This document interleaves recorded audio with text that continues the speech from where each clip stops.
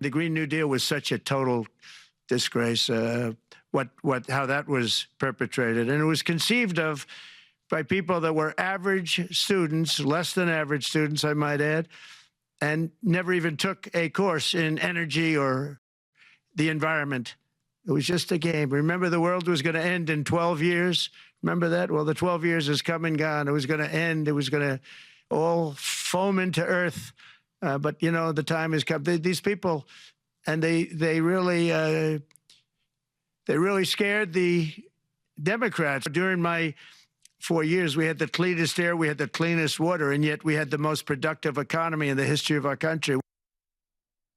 Well, one thing President Trump will be ending is the war on fossil fuels. Drill, baby, drill. President Biden, on his first day in office, what he did was sign that executive order where he canceled the Keystone Pipeline, signaling to the oil industry that he was going to clamp down on American energy and buy dirty oil from our adversaries instead. Let's bring in our expert panel to discuss this and more. Former Chief of Staff at the EPA, Mandy Gunsakara. Also with us, Senior Research Fellow at the Heritage Foundation, Kevin Dayatratna.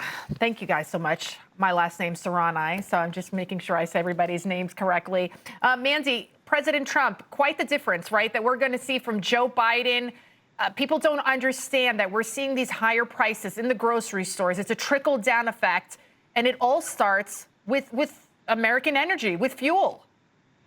Yeah, that's exactly right. It is night and day already. I mean, you saw the war on fossil fuels from day one in the Biden administration. President Trump said, you know what? It's a new day. All that is over. We are unleashing our domestic energy resources. And the truth about what the Green New Deal was about that President Trump was alluding to, it wasn't about protecting the environment or saving the world from itself. It was all about control and pushing these leftist ideas that require the American public to think that death is on the line or to be scared in order to actually give up their individual liberties and rights and the ability to make decisions like what kind of car you get to drive or whether you get to eat meat for dinner. So President Trump, he trusts the American public.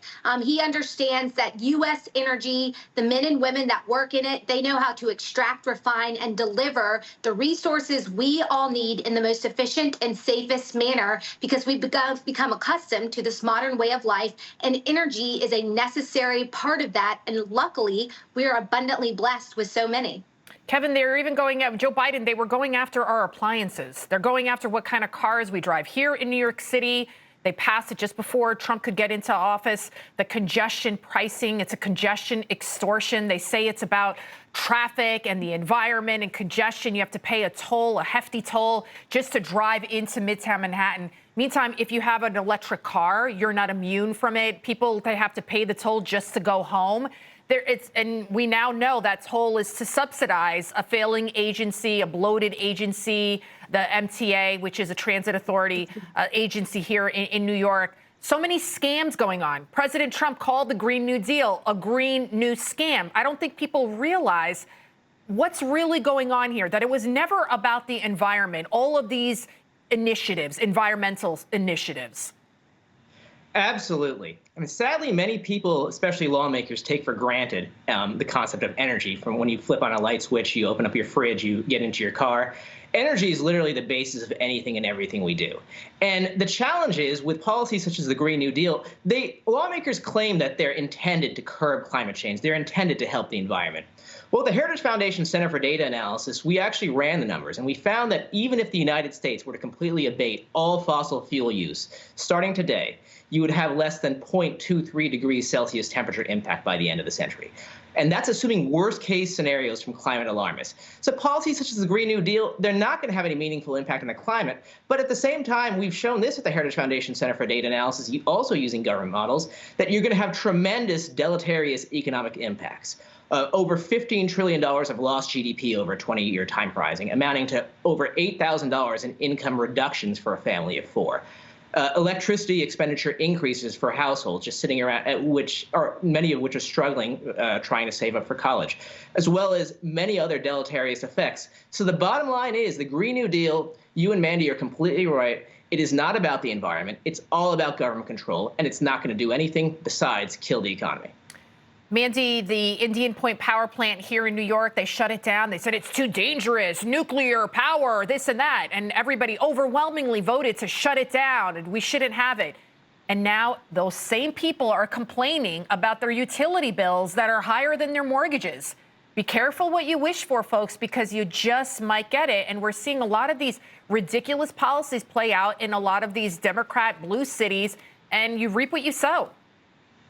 That's right. And this anti-nuclear stance, it doesn't make sense. I mean, it's what you need for purposes of stabilizing the grid and stabilizing costs is baseload energy. And that's what nuclear energy provides. So shutting down places like Indian Point, that's buying into activist information that unfortunately has infiltrated both scientific and technical circles around the way that we use and consume energy. And this is what President Trump is rejecting, and thankfully so. He's right to point out, too, during the first Trump administration, we continue to lead the world in clean air, in clean water, and the overall highest reduction of greenhouse gases because we understand industrial efficiency. It is nationally prioritized to get more bang for your buck because the way we do business in the country. So President Trump understands that. He's going to cut regulations to once again unleash the economy, but maintain tangible and impactful regulations that protect public health and the environment without